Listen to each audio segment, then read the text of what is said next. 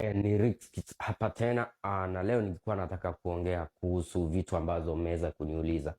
Kuna zile ideas mimi mwenyewe kwa binafsi ningetaka kushare na nyinyi, lakini pia sababu niko hapa pia kuhakikisha pia nyinyi mnajua mnachokitaka. Najibu sana sana maswali mnayoniuliza inbox, maswali mnayonitumia. Nitakuwa najaribu kujibu moja mbili vile inavyowezekana. Kuna mtu aliniuliza mtu survive vipi akienda Marekani, ako na familia, ako na watoto na anasikia huku kazi ndio kila kitu. Ni kweli, kitu ya kwanza unapofika hapa Marekani lazima ujue kazi kazi kazi. Umekuja na familia ni sawa. Kama umekuja na watoto wakubwa ambao wanaenda shule, well and good, that's the best thing that can happen, because especially umekuja hapa mko wageni, uko na watoto wadogo 2 years 3 years 1 year, ama umekuja kujifungua hapa. Hata wenye wamejifungua hapa watakwambia sio rahisi. Kwa nini sio rahisi? Ni kwamba kila mtu hapa Marekani anafikiria kazi, na sio kufikiria tu, yani life venye iko hapa lazima upige kazi. Usipofanya kazi, tuseme kama wiki mbili, hiyo rent ya mwezi ulipi. Na hapa kama nilivyowaambia tangu kitambo, rent haufai kusukumwa na mtu yeyote kulipa, inafaa ingie automatically. Usipolipa ile rent automatically, si rahisi, utatolewa kwa nyumba, na ukishatolewa kwa nyumba, kupata nyumba tena Marekani ngumu sana, kwa sababu hiyo record inaingia kila mahali, every state in America. Ukienda pale huyu alilipa nyumba miezi 3 mwezi 4 akashindwa, hatuwezi mpia nyumba yetu. Inaitwa rental history. Sasa hiyo rental history yako lazima uhakikishe iko fresh, iko safi. So hapa nilikuwa nataka kusema lazima tupige kazi. Back to our topic.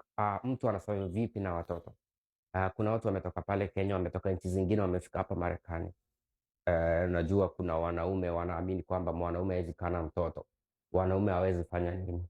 Hiyo mindset ukifika hapa lazima iishe, cause there is no you can survive. Umekuja na bibi yako na mtoto wako, lazima msaidiane, no shortcut. Siku mzee yuko kazini, mwanaume anakaa na watoto, ama akitoka kazini anakaa na watoto, ndio pia naye wife ama mama watoto pia ndiye akapige kazi. Kwa nini? Kama unafanya kazi peke yako wa Marekani, unless uko unalipa pesa nyingi sijui kiasi gani, ni ngumu kusurvive na uweze ku maintain familia yako. Unaweza jaribu lakini hautaweza ile koza. Kama unaenda unapata pesa, unalipa rent, unanunua chakula, unalipa gari yako, hizo ndio basics zenye unaweza. Lakini lazima sasa watoto wako, bibi yako, kuna zile vitu wangetaka pia wapate, kuna zile pia vitu wangetaka wajifanyie, na kama hawana kazi hawawezi. So the only way to empower them is to make sure like everyone is working. Na kama uko na mpenzi, hakikisha pia yeye anakona kazi, anaenda kazini. Kwenda kazini inamaanisha nini? Inamaanisha mtakuwa na two income, mnaweza saidiana maisha. Mmoja anaweza lipa rent, mwingine akalipa following month, ama mwingine akafanya kitu. Na hapa Marekani sio mahali ambapo wako na ile mentality kwamba mwanaume ndio kila kitu. Hapa sivyo.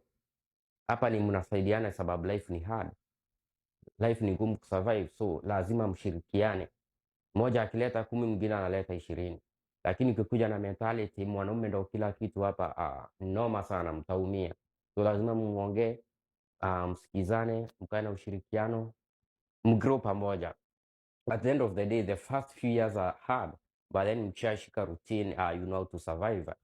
Wakati mwingine mnapofika pale, mtu anataka aingie shule, mtu anataka afanye nini, so hiyo duration yote lazima uweze kubalance family, education na watoto. Those are very different things, na kazi pia. So lazima ujaribu kubalance, na the only way to balance mpaka msaidiane na mtu mko naye.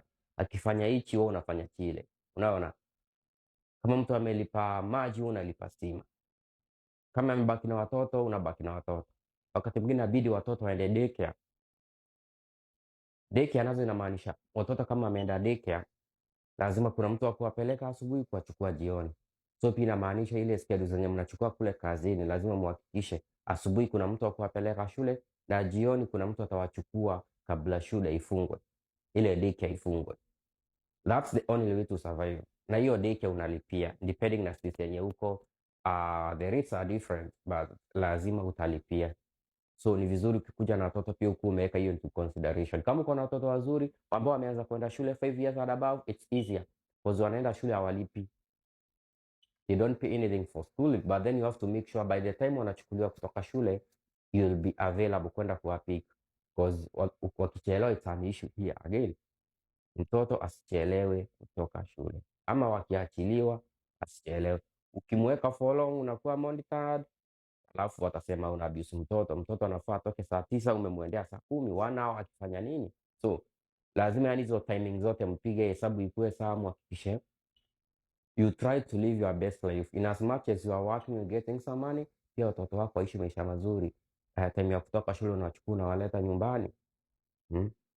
Na kitu isikudanganye, usije ukafikiria kuacha mtoto wako kwa nyumba. Wengine wanasema less than 13 years, but it depends on state. Hata kama mtoto ni wa 13 years, here in America, those kids are minors. Hauwezi muacha kwa nyumba. Hata kama ni mkubwa, najua Kenya hata 8 years ni mtu mkubwa, lakini hapa hata 13 years umuache kwa nyumba na watoto wengine. If even your neighbor is aware about that, atakuja kuripoti. Akisha kuripoti utakuja, hao watoto watachukuliwa na serikali. It will be a struggle getting them back. So kama pengine mahali umefika mko na other Kenyan community or other Kenyan members, unaweza kuwa mnasaidiana kukaa na watoto, sababu hapa Marekani life si easy. Unaacha mtoto wako wa 13 years kwa nyumba, unaenda kazini, unaenda shopping mall, kurudi washachukuliwa. So hapa hata hakuna ujirani eti umepata mtu unaona hawezi sema mtoto wako kwa nyumba. Mtu akishajua umeacha mtoto hivyo, atapiga simu na 911 aseme kuna mtoto ameacha kwa nyumba 13 years na ameacha tena, amebaki na watoto wengine. So life inakuwa ngumu. So unapokuja na watoto pia umepiga hiyo hesabu. Cause pia kuja na mtu wa kazi si rahisi. Lakini kama umekuja na watoto na kuna mtoto mwingine ako 15 years and above, that's good. Huyo anaweza kaa na watoto. Anaweza toka shule akaleta kwa nyumba akakuja akakaa na. Lakini jue kuendea shule, kuwapeleka shule ni kazi yako kama mzazi. Kusaidiana kifamilia ndio watoto wasome, ndio muinvest kidogo, pia lazima mshirikiane. So watoto wasikue burden, waache akuwe motivation. Asante, tuonane kwa video nyingine.